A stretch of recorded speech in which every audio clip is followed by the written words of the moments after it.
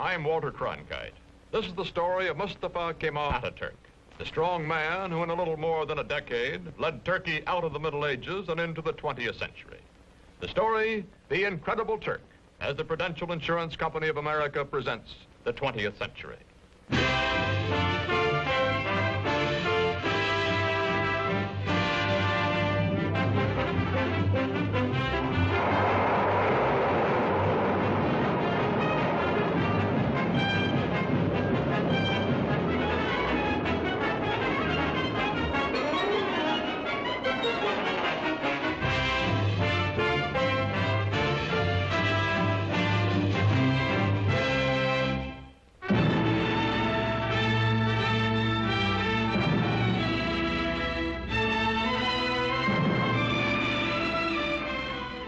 In the Middle East today, chaotic, vulnerable to Soviet expansion, Turkey, modern, powerful, and a rarity in this area, pro-Western, is prepared to defend herself against any aggressor. This is the border between Russia and Turkey, guarded day and night. The red sentry does not know he is being photographed from across this border. He feels that he is being watched. He is also suspiciously watchful.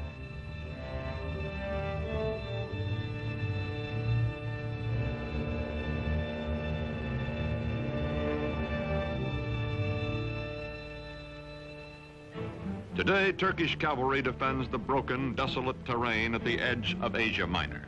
These cavalry squadrons are part of the strongest fighting force in the Middle East, the Army of Turkey, a democratic-minded member of NATO, military partner of the United States.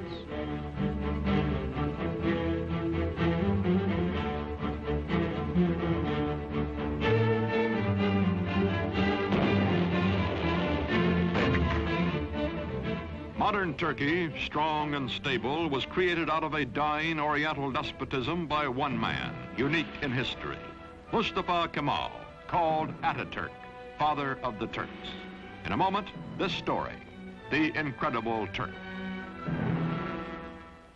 By 1900, the Ottoman Empire, land of many races and religions, has lost her ancient tolerances and her world position, is reduced from medieval splendor to medieval squalor. Ruled by inept autocrats, ruined by foreign wars and exploited by foreigners, the people are sunk in poverty, lost in lethargy, mostly illiterate. The Turkish Empire continues to exist only because the European nations cannot agree among themselves to dismember her.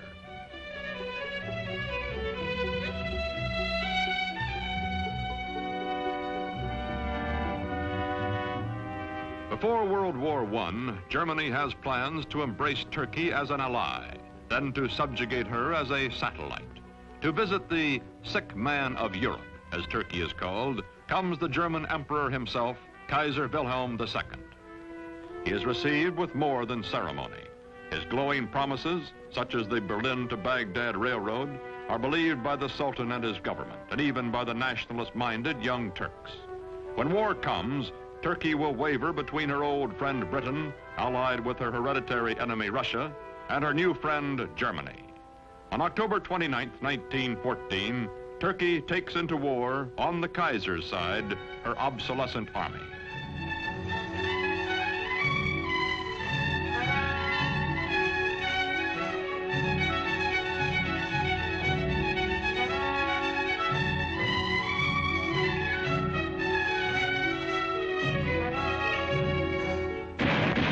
February 1915, the British plan to force the Dardanelles past Gallipoli, take Constantinople, and free Russian shipping in one naval campaign. Mustafa Kemal is an unknown officer commanding a feeble Turkish division at Gallipoli. His brilliant strategy and ferocious personal leadership changed the course of the battle, the campaign, and the war. After 10 months, the British signal defeat and steam away, leaving on the historic shore of the Hellespont a new hero in Turkey. One victory, one great military commander are not enough. The defeat of the Central Powers by the Allies brings the end of the old Ottoman Empire. It is carved away, leaving only Turkey proper, a much smaller and more homogeneous land which, with leadership, may become a nation. November 1918. The ships of the victors crowd the harbor at Constantinople after World War I. From the palace of a weak and corrupt sultan, there comes no opposition. Turks bowing to Mecca accept their fate.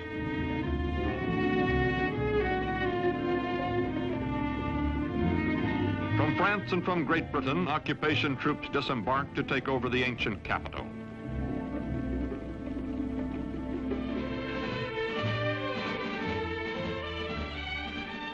Sure that the Allied armies in Constantinople will do nothing to prevent it, Greece is preparing for an invasion of Turkey. On May 15, 1919, the Greeks land their troops.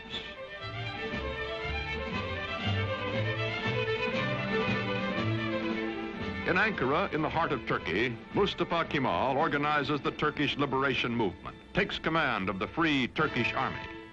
From far off Constantinople, the Sultan repudiates him, but Mustafa grimly swears that he will gain Turkey's freedom or die. No other general equals this man, and the Turkish soldiers need only to be led to fight. They are traditionally warriors.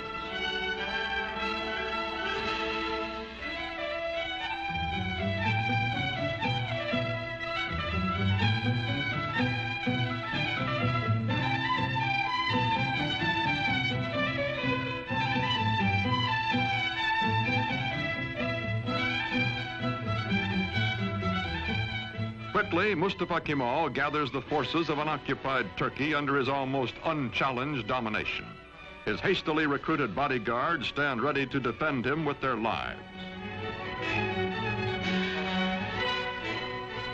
Mustafa Kemal pits his cold, inexhaustible toughness, his unyielding determination, his knowledge that the people are with him, against the continued fanatic opposition of the Sultan's government.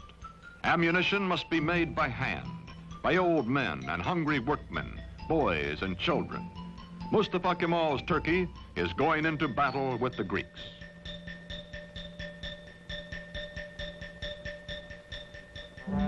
The war with the Greeks lasts 3 years, from 1919 to 1922.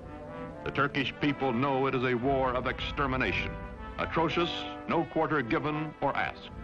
Heroically led, the Turks advance against the invaders. The women leave their endangered homes to carry shells to the army.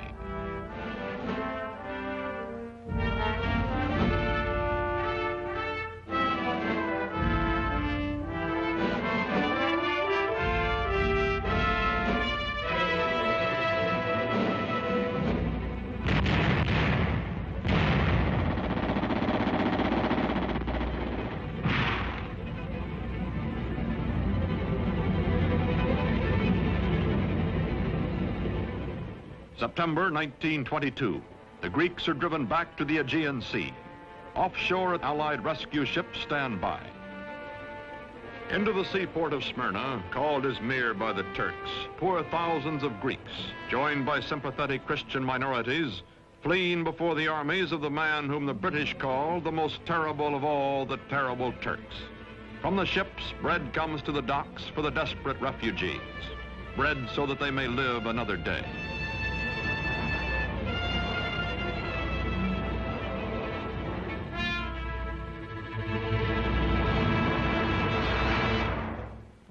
September 9th, 1922.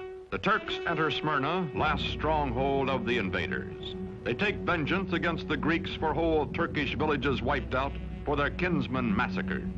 The burning of Smyrna, the final atrocity that both the Greeks and the Turks disavow, ends a war that has become an unendurable nightmare for both sides. Its polyglot population takes to the sea as the flames destroy the great Homeric city.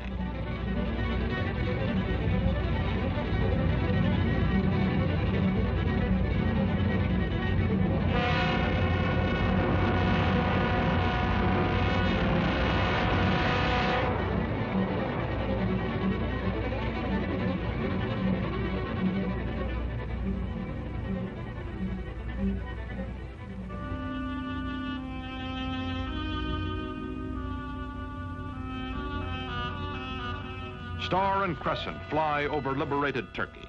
Mustafa Kemal Pasha, married to a woman of Smyrna who personifies his ideal of Western freedom for all Turkish women, is chief of state and supreme commander of the army. With the winning of the war, he removes his uniform, never to wear it again. He is now granted dictatorial powers by the elected National Assembly. In Constantinople, to be officially renamed Istanbul, the foreign occupation troops are evacuated. In the fall of 1922, Sultan Mohammed VI, whose family has reigned for 7 centuries, fears for his life and goes into exile as crowds cheer his going. Mustafa Kemal's victorious army enters Istanbul.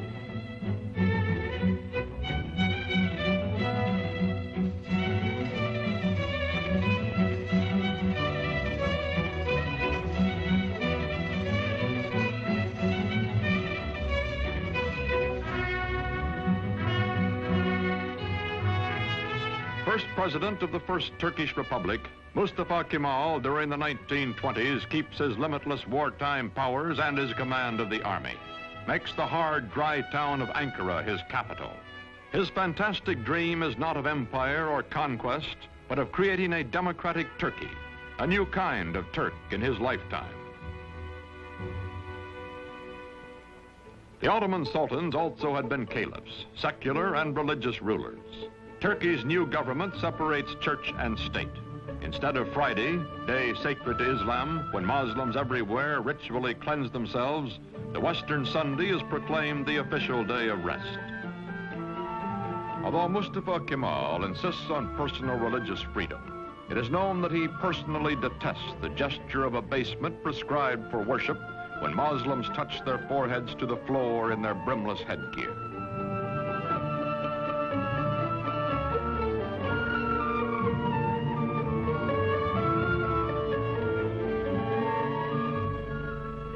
To Kemal, this headgear, the fez, symbolizes Turkey's Oriental fatalism and ignorance. He will abolish it.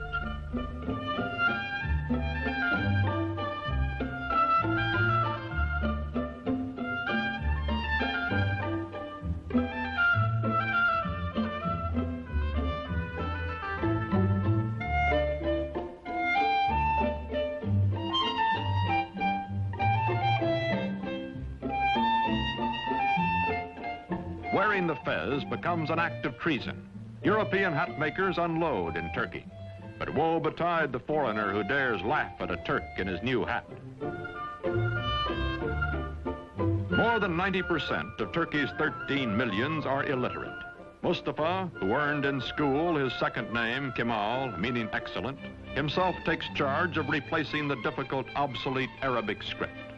A new Latin alphabet, a revised and standardized Turkish language are prepared by experts bullied into haste by Kemal.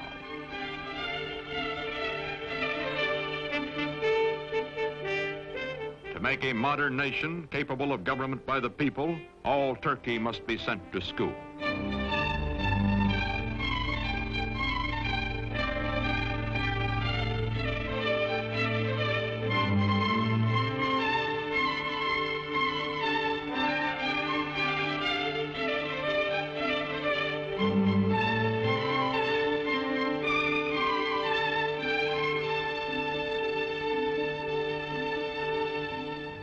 Islamic traditions are shattered. A man's image, Mustafa Kemal's, is displayed in public. He also orders all Turks to adopt Western-style family names and is himself christened Atatürk, meaning father of the Turks.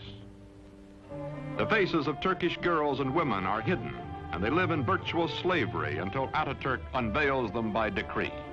Now divorced from his wife, he takes pleasure in the company of emancipated women and insists that all Turkish women adopt Western clothes, gives them equal rights under the law after abolishing polygamy, and opens to women all the trades and all the professions.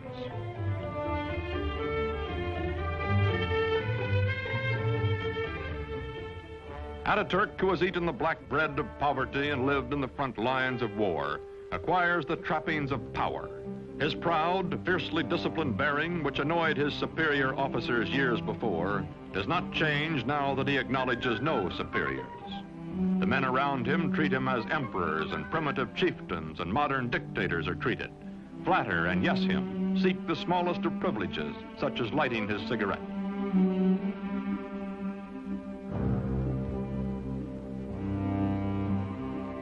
Man in a hurry, he has no time for opposition or for modifying his programs. Is too concentrated to pay the slightest attention to the awkward and harassed civil servant who is about to drip peach juice on his shoulder, or to the waiter who will wipe it off.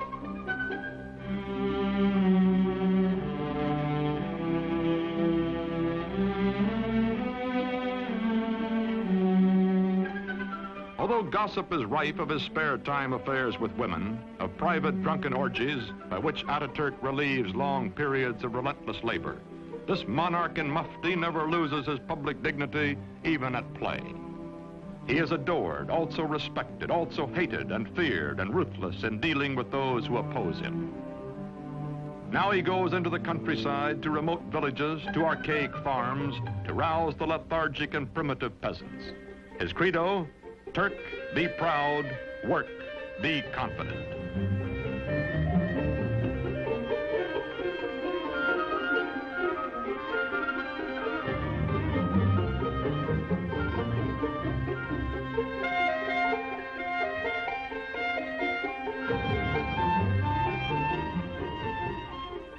There are two ways of conquering, says Ataturk, by the sword or by the plow.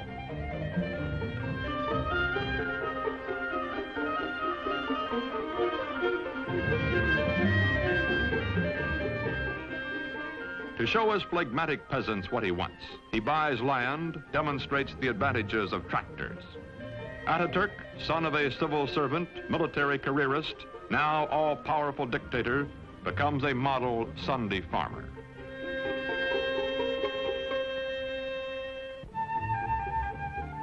The world is anxious to restore good diplomatic relations with Turkey. From the United States comes Ambassador Joseph Clark Grew. For this revolution and high accomplishment, one man is primarily responsible. The name of Gazi Mustafa Kemal will forever be associated with the development, founding of the new modern Turkish state, and will forever be inscribed indelibly upon the rolls of history. Türk milleti taben demokrattır. The Turkish nation is democratic by nature. Zaten çok yükselmiş bulunan Amerika milletinin Türk milleti. I have no doubt that the American nation, which has gone so far in this ideal, is Turkey's friend in her aims. Bütün beşeriyeti birbirini sevmeye. This will not be all. Perhaps it can lead to a world of love, with all old prejudices erased, with all nations coexisting in peace and prosperity. When the Great World Depression of the 1930s slows down economic reconstruction in the country, Turkish people by the thousands wait for Ataturk to bring him their troubles and their problems. To the man in the street, Ataturk is his personal boss and his personal friend, willing to listen, wanting to help.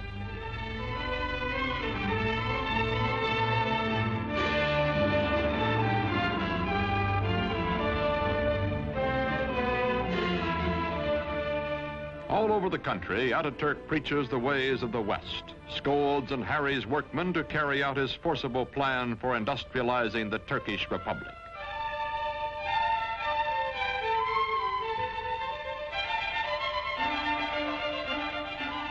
Turkey begins to move into the 20th century, builds dams, mills, factories. The tempo is fantastic. Industrial production under Ataturk increases tenfold. Still, there are growing pains, a poorly designed and poorly run heavy industry operating at a loss, profitable light industry deliberately run at an excessive profit to cover the deficit. Turkey's textile mills being a notable example.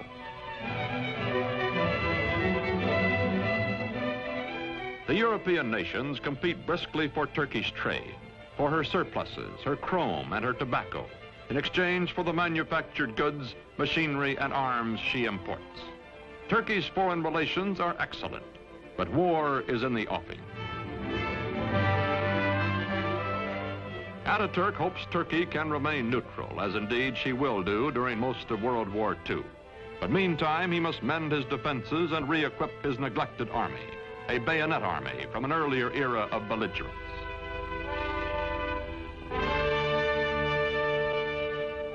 Turkey's dictator has said, Hitler will lead a dynamic nation to destruction by whipping its passions, and Mussolini will play Caesar. Time is proving him right. Aging now, Ataturk gives his personal fortune to the nation, lives quietly, spends time teaching the youngest of his 6 adopted daughters the alphabet he made all Turkey learn.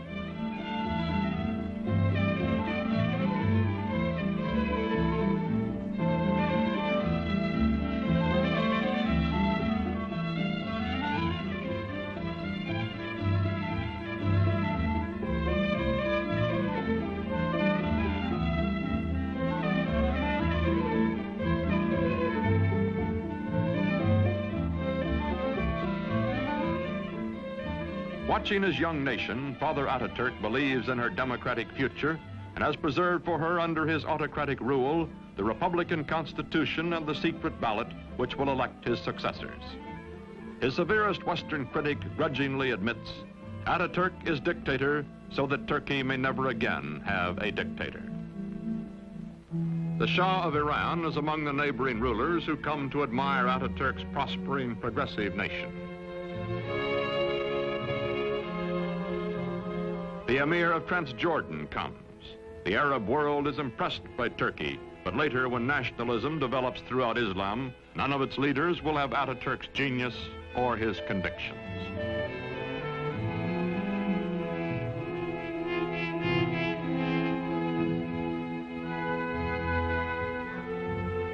An ailing Ataturk spends much time aboard the yacht presented to him for his health by the Turkish people. Long ago, he has said, I will lead my people by the hand along the road until their feet are sure and they know the way. Then my work will be done.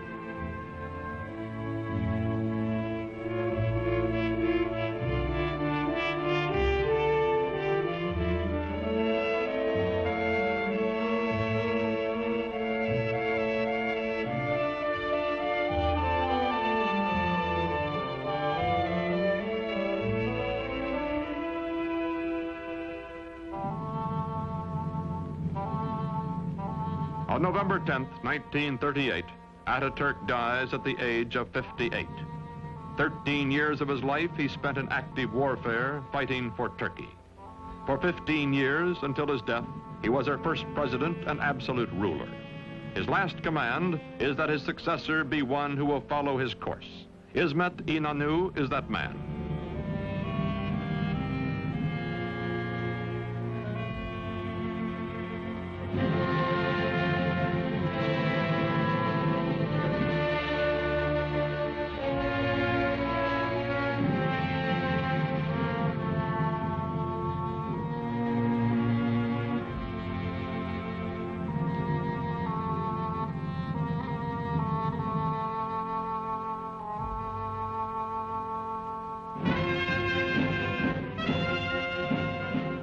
Today, this mausoleum is a shrine for his people, who well and truly mourned for Ataturk.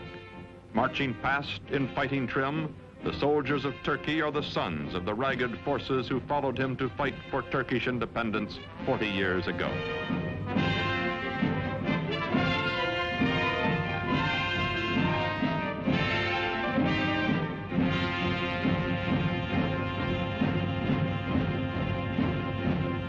Modern Turkey is a vigorous ally of the West. She welcomes not only foreign products, but the foreign bases and men on her soil to help defend her way of life and her NATO alliance. Not all of her problems have been solved, however. Her economy is heavily bolstered by, some say virtually dependent on, Western aid. Her democracy is still far from perfect, and historians still argue about Ataturk, the man who in less than 2 decades made Turkey over. His methods, his tyrannies, his personal habits. Yet none denies the staggering achievements of the incredible Turk.